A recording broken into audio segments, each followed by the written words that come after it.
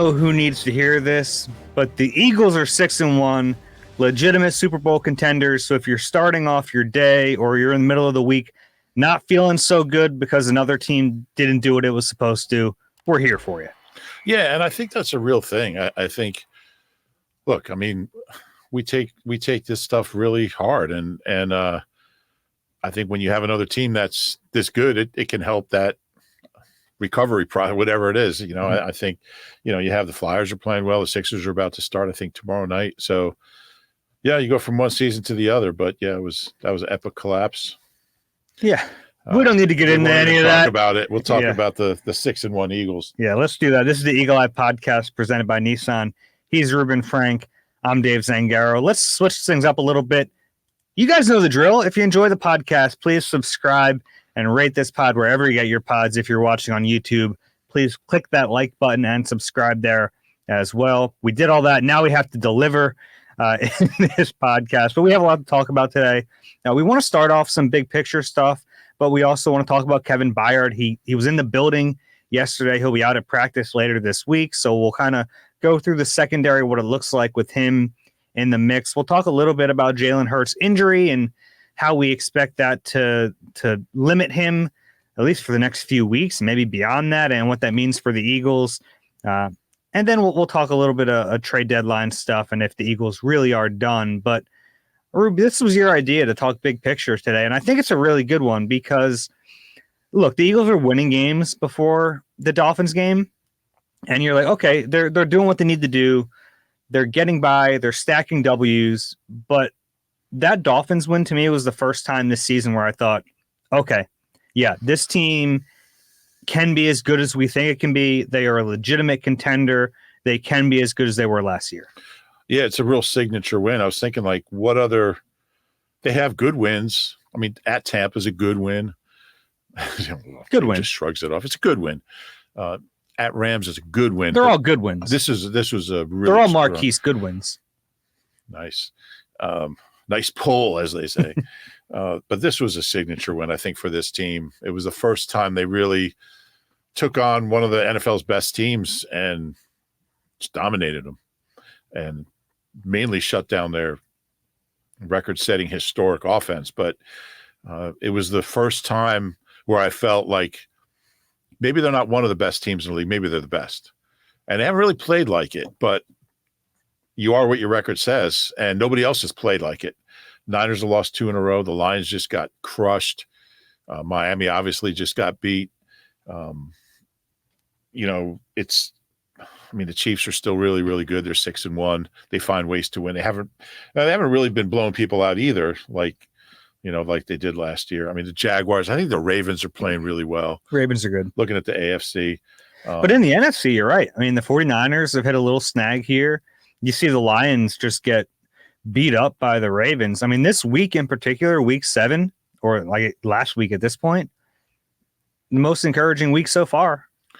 Yeah, no question about it. And it was the first time I really let myself think, what's that week in Vegas going to be like? Like, where are we going to stay? Can we walk to the media? You start thinking like they're a Super Bowl team if they take care of business. I mean, if they just play everyone even the rest of the way, they're the number 1 seed again.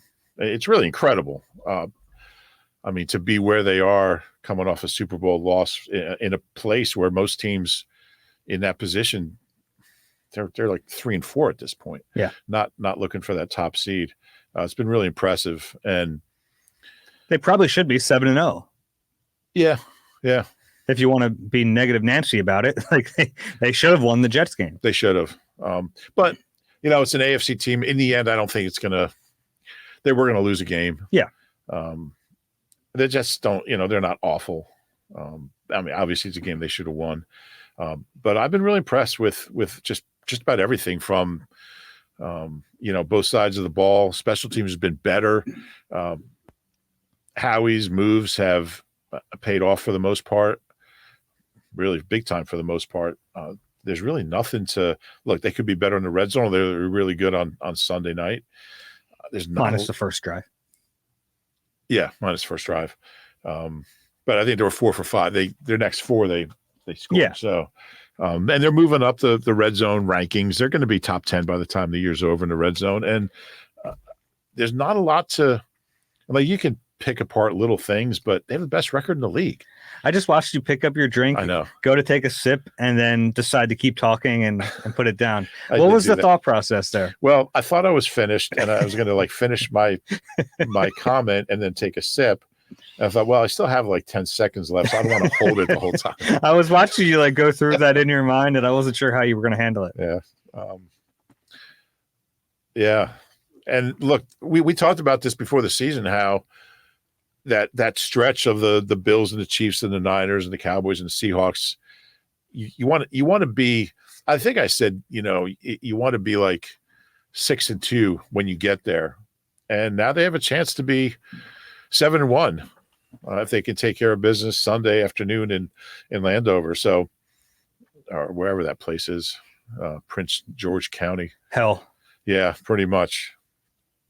And I think they're going to win that game and be 7-1. And then they've built in, look, maybe they'll win all those games. Nothing surprises me with this team, but it's funny because we talk about like that's such a tough stretch for the Eagles. Yeah. They're a really tough game on all those other schedules too. But they have a number of them in a row. And sure. That's the difference. Like if you just have 3 bad teams and then the Chiefs and then 2, so they have, it's going to be fun. I mean, because they can play with all those teams. They can beat all those teams. And if they don't take care of business, they can lose to any of those teams. But honestly, if they just, I mean, sitting at 6-1, let's say they win Sunday 7-1, they go 4-3. They're 11-4. Yeah. With 2 games left that they're probably going to win, you're looking at 13. So I think they can get the number 1 seed without winning all those games or close to it. So they've got a little built-in cushion, I guess. You don't know what Dallas is going to do. You don't know what Niners are going to do, Lions, but they're not going to win all their games. So I think the biggest thing for me is the Niners coming back down to earth. Yeah. Brock Purdy coming down to earth a little bit. How about primetime Kirk Cousins the other night? Yeah. He played great. Yeah. He's talented. Not normally at night. No. Oh, he's had some good games at night. He just doesn't win them. Yeah. He won one. He did. And they helped the Eagles quite a bit. Big throws under pressure down the field. Mm-hmm. Like he was driving the ball down the field, some 3rd and 9, 3rd and 12s. That was a fun game. I think, and I've been trying to figure out what to make of Purdy. Because like when you look at the NFC, a big part of that equation and who's the best team is Brock Purdy. Mm-hmm. And I mean, it's been interesting watching him because I don't think he's a top 5 quarterback. I mean, he's really accurate. He's really smart. But he's come back down to earth a little bit. And when he doesn't have I think he didn't have Debo. I think he was missing a couple offensive linemen, and all of a sudden, like you see Jalen's able to overcome that stuff. I'm not sure Brock Purdy can. Yeah, just with ability, Jalen's able to overcome it. But yeah, I don't want to knock Brock Purdy for having a nice setup because Jalen has a nice setup too. But I think that's a good point. When it hits the fan a little bit, who's more equipped to deal with it? Yeah, my money would be on Jalen there. Yeah, I would agree with that. I mean, the Niners are really talented, and that defense is. But after 7 weeks, I think you have to have the Eagles atop the conference. You have to. Well, you got the best record. Yeah, but that doesn't always. How would you rank the top 5 in the NFC? Eagles, probably still 49ers. Yeah, I would agree. Then it's tricky between Dallas and Detroit. I would probably have Dallas ahead of Detroit right now. So I'd probably go Eagles. For me, Seattle's in the mix too. That's fair. I think I would have Dallas and Detroit above Seattle. Yeah, I probably would too. Yeah. Seattle crushed Detroit early, right? Or they beat 37-31. Mm-hmm. Yeah, if you want to have them ahead of them, I don't hate that, but they've given up 30 points in their last 3 games, Seahawks. He's a good coach. He's a very good coach. He's been a very good coach for quite a while. Yeah. So how would you so let me give you my top 5. I have Eagles, 49ers, Cowboys, Lions, Seahawks. I think I just flip-flop Seahawks Lions. Just because they beat them head-to-head, and they have the same record, right? Detroit's 5-2. one more win. Seattle's 4-2. But I'd probably put Seattle ahead of Detroit. They've been better lately, and they beat them early. That's fine. I don't hate that. Let's do it. We're doing this. Let's do our top 5 in the AFC. Want to do that? Sure. Haven't given that quite as much thought. I'd have Chiefs 1. Baltimore 2. Yeah, that's what I would do. Chiefs 1, Baltimore 2. I'm putting the Jags ahead of the Dolphins because the Dolphins still haven't beaten a good team. Yeah, they haven't. I don't know what Buffalo is. Earlier this year, Buffalo was looking like a juggernaut, and then they got pantsed a little bit by the Patriots. Yeah, that was a shock. I couldn't believe that score. Yeah, I saw that. They're the tricky one for me. I don't know. The AFC North has 3 teams with at least 4 wins. I mean, that Browns defense is incredible. It's unbelievable. Myles Garrett's a beast. Jim Schwartz knows what he's doing. Yeah, Jim Schwartz. They're 4-2. I'd go Chiefs, Ravens. Yeah, it's tricky after that. I agree with you there. I'd probably go. I might put Jacksonville 3rd. So it's between Doug Peterson and Jim Schwartz. So for me, I think it's between Jacksonville and Miami. I know they haven't beaten anyone, but that offense is still really dynamic. Yeah, they're missing HN. And Pittsburgh's not playing bad. No, they're good. They're not. All right, so I'm going Chiefs. I'm going Chiefs, Ravens. We're in agreement there. Mm-hmm. I'm going Jags 3rd. I'll go Dolphins 4th, Browns 5th. Okay. And Buffalo, they're not in the top 5. I think I would have Buffalo at 5. Okay. Just because I do think they're talented. I think that defense might not be great with missing some guys there. And that's a problem. They're going to have to rely on the offense more. Yeah. But I think I would go Chiefs, Ravens, Jaguars, Dolphins, Bills. Okay, so we're the same, except I got Cleveland 5 instead of Buffalo. And I like Cleveland, but quarterback's an issue there.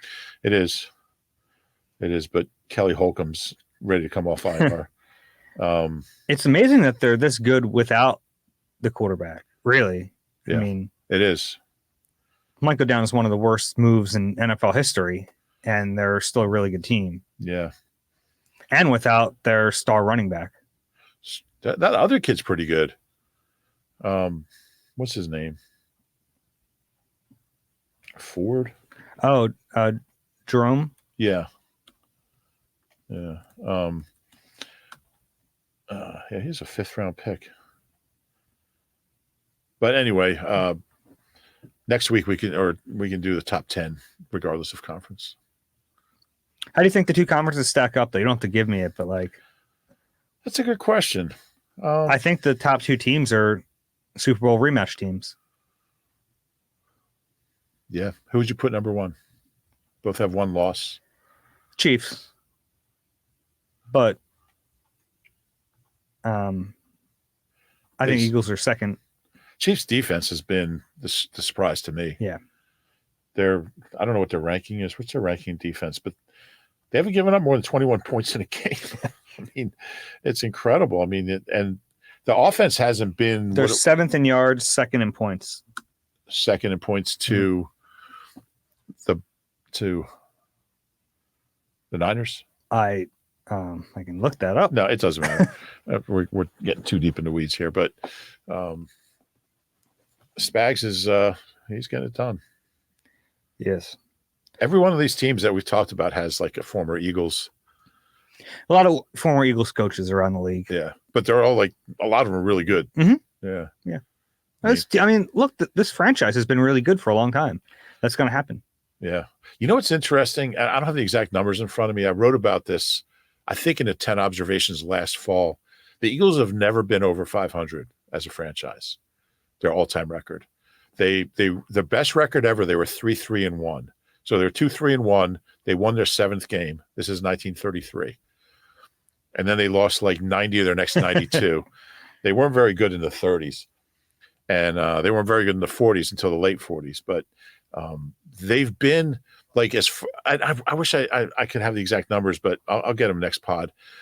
They were really, really far under 500, like through the mid 80s, and then like they've had like 25 winning seasons since then, and they keep getting. So now they're only like 11 games under all time. Oh wow, really? Yeah. So look, how many games do they have left?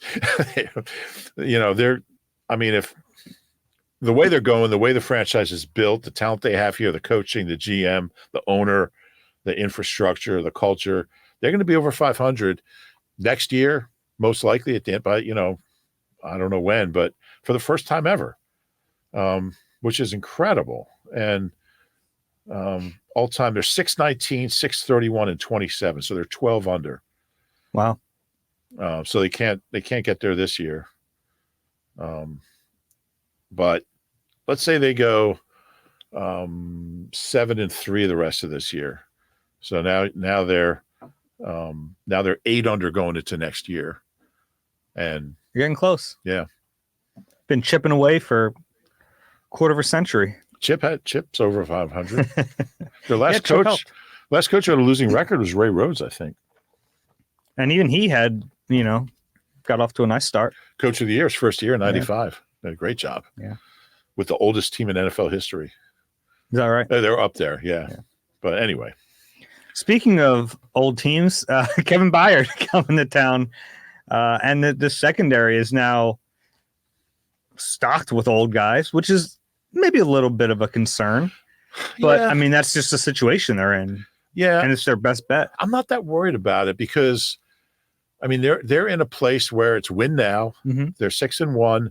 I think Slay's playing real. I mean, he's the one guy. I mean, Bradbury just turned 30. And we don't know about, Byard exactly where he is, but Slay, I think Slay's played pretty well. Looks like Byard was playing pretty well in Tennessee. Yeah, he was. So, did you hear my interaction with Sean Desai? Yeah. And I asked him, like, how close is Byard to that was weird. The all-pro version of him? And he's like, that's a weird question to answer. That was weird. In my head, I was like, yeah, that's fair. But then I think he felt bad because your next question, you said, good question. No, my next question was a good question. And he said that. Yeah. Oh, no, it was later. But I don't think it was because he felt bad. I think it was because it was a good question. I'm always fascinated by when coaches say good question, because most of the time it's not. I think sometimes it's a question they weren't expecting, and it buys them an extra few seconds. Yeah. Or a question they don't know the answer to. Yeah. And I think so. It wasn't my very next question. It was I think it was the last question in the press conference, and it's something I'm going to write about later this week. So if any other beats are listening, hands off. Zach is taking notes. He's like, oh, David. It's about allowing his players to take ownership of the defense. And I asked him where that philosophically comes from for him, and he said, "Good question," because I don't think he's really thought about the genesis of it. Mm-hmm. I think about Genesis all the time. You want to rank our top 5 Genesis albums? I'd prefer not to. I would go Selling England by the Pound #1, okay. Which a lot of people wouldn't do, but I'd probably go Trick of the Tail 2, Foxtrot 3. Dave hates this stuff. I'd probably go Nursery Crime 4, and then Wind and Wuthering 5. Top 5 Genesis albums. There you go. I had to let you finish that. You can't start a top 5 and not finish it. Yeah, you can't. I don't think we do enough lists around here. This secondary. So you have Slay on one side, you have Bradbury on the other, you have Byard and Reed Blankenship, your all MTSU safety duo in the back end. And Murfreesboro. I think they say Murfreesboro. Oh yeah, Murfreesboro. People, oh god, whenever I say something like that, people from the town go, "What are you talking about, you idiot?" That is not how we say it. You know what's interesting? In New Jersey, what town's the airport in North Jersey? I mean, I know part of it's in Elizabeth, but it's called what airport? Oh, Newark. Newark. But in Delaware, it's Newark. And in Ohio, it's all spelled the same. It's Nurk. Nurk. It's pronounced Nurk. Nurk. They're really... Yeah. All right, I don't like that. Yeah, Nurk. Nurk. Yeah. What you doing this afternoon? I'm heading up Nurk. I don't like that. No, They're taking too many liberties in Ohio. that's what it is. So Kevin Byard's nickname is the mayor of Murfreesboro. Yeah. It's nice. Yeah. I think Reed Blankenship was like, I'd like that. Well, he's the deputy mayor. Okay. The deputy. The deputy. Yeah. I might have to bring that up with Reed. I like that. When everyone's healthy, this is going to be a really, really veteran secondary, and I think a really good secondary. I think so. And the experience helps. Yeah. Especially, I'm not worried about the age. Yeah. And it's funny because it's like you can worry about the age, but the other side of that is all this experience, guys playing different coverages, because we've seen Sean Desai really do a nice job of disguising and mixing up his coverages. And when you have veterans in there, they're going to be able to do that a little better. They're going to be able to do it more seamlessly than guys who are a little green. And Reed's a young guy. He's only started 9 games in his career, which is crazy. But he's also a guy who has a ton of experience at the college level. And he's smart. Mm-hmm. So I don't worry about that. And out of all these guys, he was probably playing the best when he was playing. At that position. In the secondary. Oh, in general? Yeah, I think so. But I think Slade Bradbury have been really good. Yeah. And I've just been impressed with DK McDonald's ability to throw guys like Garner in there and get him ready to play safety, and Sidney and Eli Ricks to play some reps at corner. Eli Ricks looks good. I know. He's long. In coverage on Tyreek Hill, no fear. That was a huge play. Third down. That was fourth down. My favorite part of that was as he's celebrating, you see him kind of look down to make sure there's no flag. Yeah. That was good. What do you do with the nickel? Is it just Bradley Roby, or do you rotate? You have some options there now because you have Roby. Rotate. Bradley rotate. You have Roby. You have Sidney Brown, who I don't think is going to rotate at safety that much. Maybe in the beginning when they're getting Byard up to speed. Yeah, maybe. But ultimately, I think you're going to want to have Byard and Reed Blankenship on the field. I would rotate Roby, Goodrich, Josiah Scott, Sidney. No, I would there's no reason not to play Roby if he's healthy and can handle it and is playing well. Yeah. That's why he's here. I guess Sidney Brown, though, could be different body type matchups. I guess. I think they kind of the reason they were originally getting Bradbury reps in there. Right. But even Eli Ricks is playing well. I know. It's tough to keep him off the field. And we'll see how long Roby's out. The fact that they didn't put him on IR tells you they think it's less than 4 weeks. Right. I think when everyone's healthy, I think Sean Desai is going to want to keep those 5 guys kind of as much as possible. Do you think so? Because he's so. Rotating at linebacker by choice. Yeah. And said on Tuesday that he wants to keep doing that. Yeah. Which philosophically I'm against, but it's hard to argue with what they're doing. Yeah. I wonder if the secondary is different. I wonder if there's just more of a gap between. And it's not a knock on anyone on the other guys, but I think those 5 guys are kind of I think when you look at Morrow and Cunningham and N'Kobe, they're all different. I don't know if we've seen enough of Roby to know that. Maybe I'm saying if he is what they hope he is, I guess. Mm-hmm. If he's not, then it's a different equation. And I thought Sidney was fine. Yeah. So I think he will rotate this week. Because Byard, I would think so. I think they're going to have certain packages for Byard and bring him along. We've seen that now with everyone they brought in. It's been incredible watching guys get here on Wednesday and play on Sunday. Mm-hmm. That's crazy. Oh, and so this is fun. Desai, when he mentioned who he's going to meet with, he mentioned by name Ronell Williams, who's the Nichols coach. Yeah. So, and we've seen Byard play in the slot plenty in his time in Tennessee. So they're going to use his versatility a little bit too. Yeah. I also think that those defensive back coaches are a little interchangeable. A little bit. Yeah. There are techniques that kind of you need. Yeah. But I thought that was interesting that he went through the list. He said the DB's coach, assistant DB's coach, and the Nichols coach. Yeah. Which is a fun, unique thing this Eagles staff has. It is. It is fun. It's a fun story. I wish we could talk to him. You can try. Yeah. Good luck with that. It's going to be a fun secondary. Yeah, I think it's a pretty good secondary. And too. it's really impressive that they're where they are with all the injuries they've had. And it like in the moment when you have the injuries, they suck and you're trying to figure it out and you're patching this together. The bright part of it or the good part stuff. You find out stuff and you get these guys experience. Like now you have Josh Jobe with some experience. Now you have Sidney Brown with some experience. Now you have Eli Ricks who's been out there. Like that in the long term ends up helping. Mekhi Garner gets his feet wet a little bit. I think Garner might be a guy in the future. Like, it'll be really interesting what this secondary looks like, say, in 2 years. Yeah.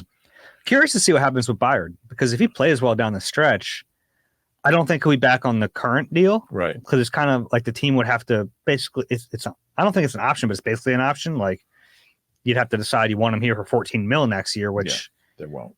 Not in that lump. Yeah. You know what I mean? So you're talking about, all right, well, is it worth extending him? And then like, then you think about the age because it's one thing to have a year with all these guys over 30, but then to like commit to multiple guys over 30, that's where it gets a little hairy. Yeah, that's why I say in 2 years because, you know, I mean, the only guy that's a lock to be a starter in 2 years is probably Reed. Yeah. You know, and then the one guy we haven't mentioned all this is Keely Ringo, who they just drafted. Like we're talking about all these undrafted guys. Yeah, he's gotten on the field for one snap. Defensive snap. I don't even understand when that was, but it was like a Hail Mary situation. Oh, okay. So when they had like 11 D-backs. Yeah. he was 11. Keely, you too. Playing well on special teams. Is he? Yeah. But it'll be interesting. Like, will Eli Ricks minus the penalty? Like, I could see Eli Ricks being a starting cornerback in 2 years. Yeah, I just don't know. You just don't know. I could see Sidney being a starting safety in 2 years. And you might need you might need that next wave of younger guys. Yeah. At a certain point. Yeah, it's interesting to think about. We're getting a little ahead of ourselves, but you know, you have all these guys in their 30s. It's not going to last forever, but I think it's going to be a really good setup the rest of this year and maybe next year. Yeah. And certainly safety went from a position where you're worried and looks pretty good now. I think the whole secondary did in a way because, like, I think there are questions about Slay coming into this year because I don't think he finished great last year. And at his age, you wonder, are we seeing a decline? But he's been good. I think he's been good. Yeah. Yeah. And Bradbury on the other side has been steady. Yeah. Yeah. You'd like to see them just stay healthy. Yeah. Even though it's been like just one game for each of them that they've missed. Right. Right. And there's not one D-back on the team that's played defensive rep in every game. Yeah. It's pretty crazy. And they've played 15. I mean, Byard will be the 16th D-back, which is just nuts. Yeah. That's insane. And they're pretty good. I mean, like, they're right now the 18th passing defense in the league, but they've also, you know, seen a ton of attempts and yeah. What are they in yards per pass attempt? I think they're pretty good. Let's see. I think I can get it up here really quick. Passing yards per play. They are 7th. Yeah. Just because nobody can run on them, so they start to throw. Yeah. So they're 18th in yards allowed, but they're 7th in yards per play. Yeah. I love that stat. Off topic a little bit. Loved what Sean Desai said about the run stopping. I asked Nick Sirianni about this, and he was great too. Yeah, because they've been phenomenal. Yeah, as a run stuffing team. But Desai said like their philosophy is if you're on that line and you want to earn the right to rush the passer, you better stop the run.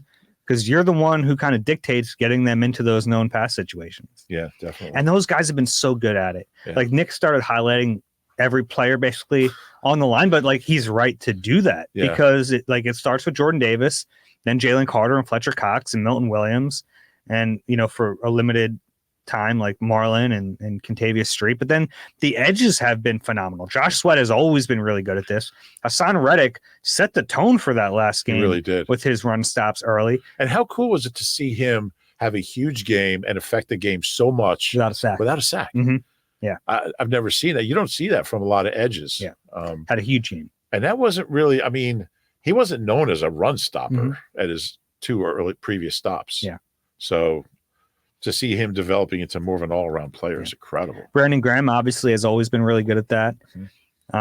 Derek Barnett, he's not getting after the quarterback. He plays really well against the run. Well, I know that's not why they drafted him 14th overall. They made him the 14th pick in the draft. Yeah, I know, but like we're 8 years removed from that. He's not playing exceptionally well. He's very good against the run. He was very good against the run in that game on Sunday. I'll take your word for it. I'm looking up his run defense grade. I don't care about that. Watch it. Watch the game. He's below Mario Goodrich. That's the dumbest metric we could use. That's all I've got in front of me. Milton Williams is number 1. This is PFF. Yeah, I don't care about that. PFF is great for their raw data. Their grades are a nice. I think these grades are pretty spot on. I do not. For Eagles run defense? If they have Mario Goodrich ahead of Derek Barnett, they're not doing it right. Anyway. Yeah. He was great. So there were a few excuse me. He was like log jamming the pullers. He was great. Yeah. Well, yeah, you don't see a lot of missed tackles on this team. Mm-hmm. And then it's like the defensive line is so good that then all you need the linebackers to do is, come up and fill their gaps. Been really good against the run. I don't know where he's ranked. I think Nakobe knows where he's supposed to be at all times. Yeah. And then you have good effort from the secondary, even Slay. Slay's made some tackles. Slay gets this label as like a finesse outside cornerback. He's not Asante. He will hit someone. Oh, you're going to get cards and letters for that one from Atlanta. Asante knows what he did. He was a great cornerback. Yeah, he wasn't. No, Slay had one on third down. Slay's a much better tackler than Asante. Asante's going to run in. No, I was going to say whoever's sitting on Mike Gaddy's a better tackler than Asante. Yeah. That's fair. I think Slay's, and obviously Bradbury's always been pretty good at it. He has the body type for it a little bit more. Yes, but Slay's effort's been good in the run game. All right, let's take a break. We have some other stuff on the other side. You deserve a car that thrills you, a car that puts goosebumps on your goosebumps. At Nissan, we've got everything from turbocharged SUVs to 100% electric vehicles that'll make your heart beat faster. Experience the thrill for yourself and shop your local Nissan store and nissanusa.com today. Catch all the sports action and more at Rivers Casino Philadelphia. Whether it's the money line or the pass line, there's something for everyone in a great sports book. Rivers Casino Philadelphia. Philly loves a winner. Gambling problem? Call 1-800-GAMBLER.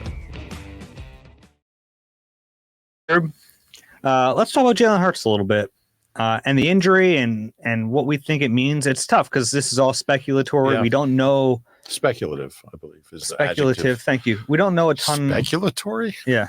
We don't know. You just invented a word. I kind of like it better. I do too. Yeah. We're now adopted. Yeah. So this is all speculatory, but we don't know how banged up Jalen is. We'll never know how banged up tell us today. Jalen is. I do not. What's your take on it? And how much do you think this is going to affect the team in the next few weeks and maybe the rest of the season? It's a concern. And again, it's so hard to really have an opinion because it could just be a tweak. It could be something that the bye week, he comes back after the bye week and he's fine. But I think the concern for me is that there's been something every year that's affected him. Usually it's later in the year than this. Yeah. Ankle 2 years ago, shoulder last year. Yeah. He was never healthy with the ankle. Obviously in Tampa, he wasn't healthy. Saw him in a boot, I think, after the game, right? Mm-hmm. Needed off-season surgery. Needed off-season. I think last year by the Super Bowl, they had the bye week. They really had 2 bye weeks. He certainly looked good in the Super Bowl. Yeah, he played pretty well. But, you had the bye week because of the 1 seed, then you had the bye week the week before the Super Bowl. So I think he was fine. But, yeah, it's a concern. And, you could tell he was favoring it, and he wasn't 100%. But I think the thing that's encouraging for me is that, like, a big focus of his offseason and training camp was making plays in the pocket and growing into more of a pocket passer. And we still have seen him take off a lot, but I think he's better at it than he used to be. Certainly. I think he can win a game in the pocket if he has to. And look at last week. He threw for 270, 2 touchdowns, had the bad pick, but completed 74% of his passes. I call that a weird pick. Yeah, it was weird, but Probably shouldn't. I mean, throwing it into there is asking for trouble, but yeah. Yeah, I mean, I still put it on him, but it was a fluky play. But overall, he played really well for being limited. So the play to AJ is, to me, one of his best plays of the season. Yeah, and that's what you want. You want him to. Yeah, you don't want to flee the pocket, but if you have to leave the pocket, keep your eyes downfield and make a play. And that's what Donovan got really good at, like around his third or fourth year, was because he was still fast enough that when he did move around, defenses had to respect that he might be running, and they would come up and it would leave guys open. And the nice difference here is that, some of his guys, you're worried about them getting open in 8 seconds. Yeah. You give AJ Brown 8 seconds, he's getting open. Yeah, no doubt. So I think he'll be okay playing this way. It's going to handcuff him a little bit if he doesn't. We don't know when or if he'll be better, but I don't think it's a huge thing, but it's certainly something to keep our eyes on. Would you like to see, fewer called runs for the quarterback? Absolutely. Protect him a little bit? And I think we talked about this, like that first red zone drive, you got a quarterback who's got a brace on his knee. And well, he didn't at that point. But the two quarterback draws out of 3 plays and not putting the ball in the air at all. I think Brian Johnson's done a pretty good job. I think, you look at what are they, the number 2 offense in the league. Yeah. Obviously have a ton of talent. It's funny, in the red zone last year, they were a super heavy run team too, and it just worked better. Yeah. So I think that's just like what they like to do. I think so too. And we're noticing it this year because it's not working at the level it did last year. But like late in the game, we saw that Kenny Gainwell run. He bounces off someone, does a little spin move, and finds his way into the end zone. So at times it does work. It's just not working at the clip it did last year. Yeah. Yeah, I think they're averaging like 1.9 yards per rushing attempt inside the 20. They've had some negatives, which is... Yeah, that'll mess with the numbers. But I'm not worried about the red zone. I'm just not. They're too talented to be where they are. And they've gotten better. Jets was bad. Last week was good. But, if you can score, what are they averaging, 26 points a game? If you do that and you're bad in the red zone, when you get good in the red zone, where are they? 26.6. So you subtract Slay interception return, you can do the math. But I don't understand why the league has points per game instead of offensive points per game. They should have both. Yeah. Like I have to go through every team and subtract return touchdowns every week. Nobody keeps it. You can't even do that on StatHead. I know. It's very strange. It is. You'd think it'd be very easy to do it. It would be.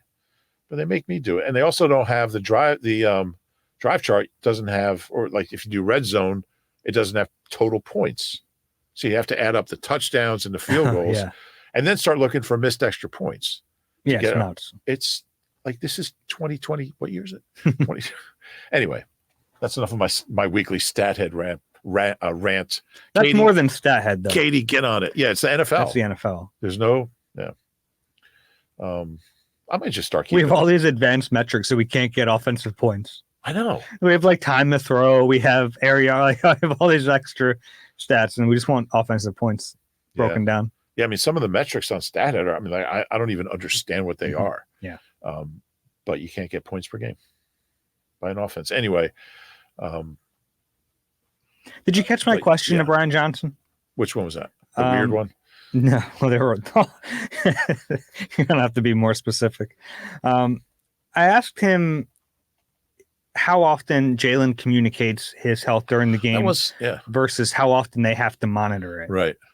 And he admitted that it's a little bit of both, and it has been both during their time here, because we know Jalen's makeup, and it's not only him, but he is a tough guy. He doesn't want to let people know when he's hurt. Yeah. And I wonder how much that extended to the coaching staff, because I'm looking at it through the prism of like, Brian Johnson has to call these plays. He should have all the information at his disposal. He should know how hurt the quarterback is. And I don't know if Jalen is so forthcoming all the time about that, which is like part of his makeup. And that's a good part of his makeup in some sense. But well, coaches have to know when he's hurting. Yeah. I think of who was the D-back in that Tennessee game who didn't tell him he pulled a hammy, and gave up like a 90-yard touchdown. Ellis Hobbs. Oh, that okay. You're going far back. It's not that far back in the big picture. Well, I thought you were talking about like that game in like 18. No, I think it was Ellis Hobbs. Like he had pulled his hammy and he didn't tell anybody. He stayed in the game, and then he just got beat for like a 90-yard touchdown. But yeah, I think it's your responsibility as a player, and I understand he doesn't want to come out of the game. He doesn't want to come out for one play just to get checked out. He doesn't want to go in the blue tent. But I think you have to be honest with your coaches and let them know. Especially if it's something that will change the way you play. Right. Change the way the plays are called and make more sense for what your condition is. Yeah. Because it's on Brian to call these plays, but he needs to know. So I think it's a tricky thing, though. It is. And Jalen hasn't been on the injury report. He's done everything in practice. We'll see what the injury report says this week. They're having a walkthrough on Wednesday, so that'll just be an estimation. Their first practice isn't until Thursday. My guess is he doesn't pop up on that injury report. You think? I don't think so. I wonder if he might be limited Wednesday. Okay. We'll see. Yeah. Yeah. I think he's going to want to not be on that injury report. Yeah, and we'll ask him. We talked to him later today, Wednesday, and we'll ask him. It'll be, I'm fine. That's what we'll say. Yeah, which I get. I totally get that. But Jalen, do you have any discomfort? I'm fine. Yeah, I'll be out there. I get it. That's his MO. Yeah. And I'm fine with that part of it. Really, like he doesn't have to tell us anything. No, but you better tell Brian Johnson. Fair. We'll see how that goes because it is a big part of his game, big part of this offense. Absolutely. And I do have some level of confidence that it won't be a major problem the rest of the year. It doesn't it seems like he played fairly well with it. He had the brace on to support it. They do have the bye week coming up. Yeah, I'm with you on that. Yeah. But again, we don't know. Yeah, you never know. And it's with this sport, it's like he can get hit at any time or like get his foot stuck in the ground and hyperextended, and then we're back in this again. Yep. What else you got, Dave? I wanted to see something real quick. And week 7. What a week are we? We're in week 8? This would be week 8, yes. So Kevin Byard gets 2 bye weeks. That's his name. Yeah. Kevin Bye Week. Yeah, Kevin Bye Week. He gets 2 this year. That's nice.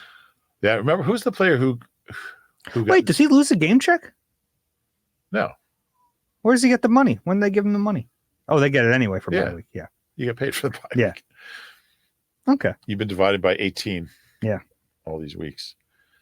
But yeah, when you're Who were you about to say? Who was the player? Who was a player who got traded before his team's bye week to a team that already had him. That was recent. Was that Robert Quinn? I think it might have been. Yeah. Yeah. So he had 18 chances to get a sack last year and still didn't get it. I think it might have been Robert Quinn, but then he got hurt and he missed time. Yeah. That's the funny thing about all these trades. Like, you never know. We were pretty excited about Robert Quinn last year, and he was cooked. Didn't go well. I'm much more confident about Byard this year than I was about Quinn last year. Well, I wonder why players what did he have? 18 and a half sacks in 21? Yeah.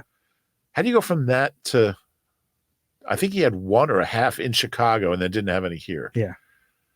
Cooked. But what does that mean? Is it a mental thing? You just don't have that. You just don't have that desire. Is it physical? I think it's more physical. I can see going from 18 to 4, but 18 to 0. It's I think it's got to be a combination of mental and physical. And a little bit of luck here and there. You don't clean up on a sack. Maybe. But 18 and a half is a lot of sacks. A lot. And look, they've had a mixed bag of these guys they've gotten at the trade deadline. Jay Ajayi is probably the best addition. He's the only one who got another contract, right? Mm-hmm. There's only one. I think it was 1 year, but he was cooked physically. Yeah. He was a fun guy to have around. He was. I mean, he was really good for that team. Golden Tate, kind of in the middle between a good and a bad move. Yeah. You can argue it both ways because he had the touchdown catch in the playoff game. I'd argue he didn't even know what play he was running. Caught it. But for a 3rd round pick, that was pretty steep. Then we've seen, certainly the Jannard Avery one wasn't great. They kept trying with him. They did. And that one, at least he had a couple years. So it was like, even if it's not this year, it wasn't just like a 1 year thing. But He's not. Is he still in the league? I don't know. He's on the Colts. He's on IR with the Colts. Okay. And then Robert Quinn obviously did not work. He's got 8.5 sacks in 6 years. Where do you think Byard will stack up in that group? I have no idea. I think he'll be better. That's my You hope. my gut feeling. Gosh, if he's not better than some of those guys. But I think he'll be the best out of those guys that we've mentioned. See, the Ajayi one's tough because obviously he was a big contributor on a team that won the Super Bowl. He was, and he had a great postseason. But Byard's a starter who's going to play every game. Yeah. And Ajayi was part of a rotation with Garrett and Corey and Wendell. Wendell. Throw Wendell in there. Martin Frank would get mad. And Kenyon Barner. But he was mainly a returner. Yeah. But I think Byard's going to be pretty good. I have a pretty good feeling about this one. Yeah, I do too.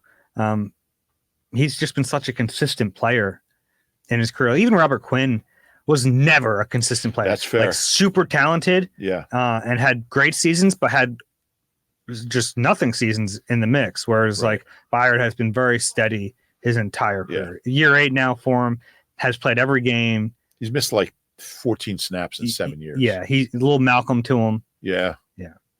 And it's funny, actually, I went back, and seems like a great guy, by the way. It's irrelevant. Like, no, I mean, you're bringing him into a locker room, which like this locker room feels like they can handle anything, but seems like a good locker room guy, which is nice. Yeah. I was going back and watching like the NFL Top 100 clip for him a couple years ago, and Malcolm was on there talking about Kevin Byard. Oh, really? Saying like he's one of the younger safeties in the game that he just really liked and enjoyed his game. Did you follow the Twitter interaction between him and Deion Sanders? Yeah, it's incredible. How funny is that? It was like, what, 2 or 3 years ago? Yeah, I think it was 3 years ago. Yeah, and it was like Kevin Byard. I don't know the exact, but like Kevin Byard basically said something about like coverages or I think, something. I think Deion like ranked the top 5 safeties in the league or something. And Byard was like, why you didn't include either All-Pro in there, and he was one of them. Yeah. So I guess it was coming after the 21 season when he was a first team All-Pro. I don't remember who the other one was. But Deion wrote back and he's like, oh, you're just a fan. You don't know what you're talking about. I watch these players. Deion Sanders not knowing who Kevin Byard was great. And he's like, well, I just signed the richest contract ever. Well, he hadn't at that point. Is that right? Yeah, he hadn't signed it yet. But like he just after that, he became the highest paid safety in the league. Yeah. It's really funny. It's you can find it pretty easy. Great interaction. It was hilarious. Did you see the SNL skit with Deion?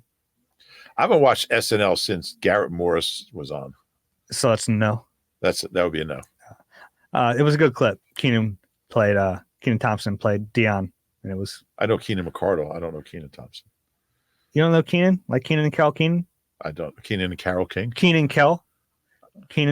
I don't know that. Okay. Thing. Okay. Keenan's been there for like 20 years on SNL. Yeah. No, I go back to like Bellucci and Jane Curtin. They're still running strong.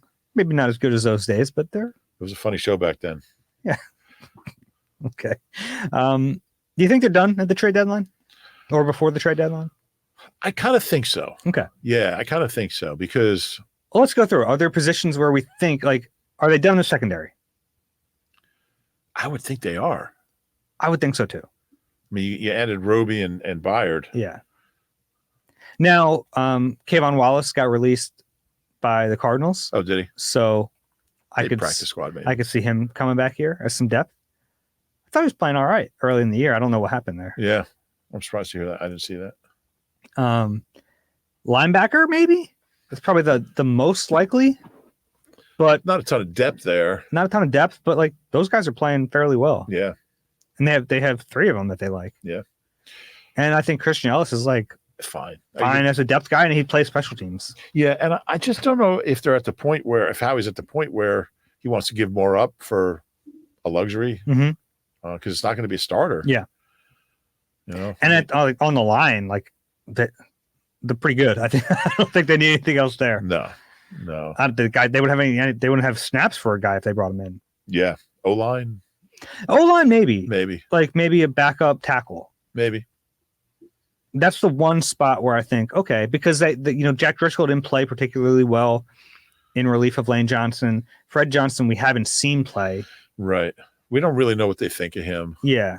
He's on the team, but like that's maybe the other spot where you got LaRaven.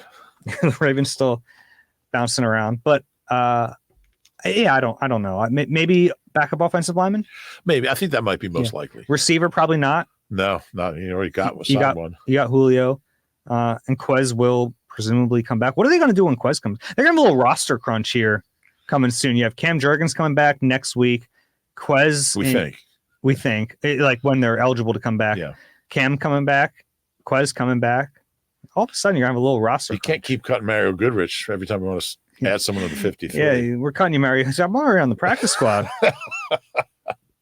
How he could cut him twice. Yeah. No, it's a good question. Running back, they're probably not trading. No. Think they would trade Rashad Penny? I guess if they got an offer, but I mean, I'm not sure anybody's out there who wants Rashad Penny. I don't know either. I don't know what it probably wouldn't take much to get him, and it might be more valuable to the Eagles to just keep him on ice here. Maybe. I think they like having that depth. Mm-hmm. I mean, if you got offered a 6, you take it. Take back the 6 basically from that you gave up to get Byard. Yeah, still need the 5. Well, but I don't think you're getting 2 picks for Rashad Penny right now. No. I mean, if you offered a 5, you'd do it. Oh, sure. If you offered a 6, more valuable to the Eagles to just keep them. Just keep them. Yeah, for a 6. Yeah. Think they're done? I think they're done. I think they're done. Yeah, I do too. Just going through position by position. Yeah. Mm-hmm. Trade deadline is 4 p.m. on Halloween. We'll see. Yeah, it's always a fun evening, fun afternoon. Yeah. All right. Halloween is too. Are you trick or treating this year again? Again? Yeah, I think I will. Yeah. What was your favorite Halloween costume? Probably the one year I went out as Devin Allen. I had 10 hurdles. I set them up on the street and I would hurdle each house. That'd be fun. Be a pain. Move all the hurdles down to the next house. Yeah. Hurdle. Favorite Halloween costume. I think I went out with I went out as a box of M&Ms once. A box? Yeah, I made a box. I just took a box shaped like an M&M box and just made it. Yeah. I feel like a bag would have been an easier costume. Yeah, but it's harder to kind of color on. I get that. Yeah. So Fair. Plus another kid in the neighborhood was going out as a bag of M&Ms. How about you? Power Ranger as a kid. Okay. My mom made the costume. Oh, I wasn't a kid. This is like 3 years ago. My mom made the costume. I feel like I had to make sure everyone knew I was a child when this happened. But it was like right before Halloween, and my mom made me a Green Ranger costume. But then like a month before Halloween, Power Rangers unveiled the White Ranger. I think it was like the Green Ranger became the White Ranger or something like Ranger that. Suarez. I don't know. No, don't. Sorry. No Phillies. Sorry. And I remember like being upset that I was the Green Ranger, not the White Ranger. Oh, and my mom had like spent months making that. Like, I still feel bad that I gave her grief about that. I'm amazed at some. I love homemade costumes. Mm-hmm. I'm just amazed at some of the work that goes into. Yeah, my mom can sew, so she was. Oh, really? Yeah. She was so at it. If you enjoy the Eagle Eye Podcast, please rate and subscribe wherever you get your pods.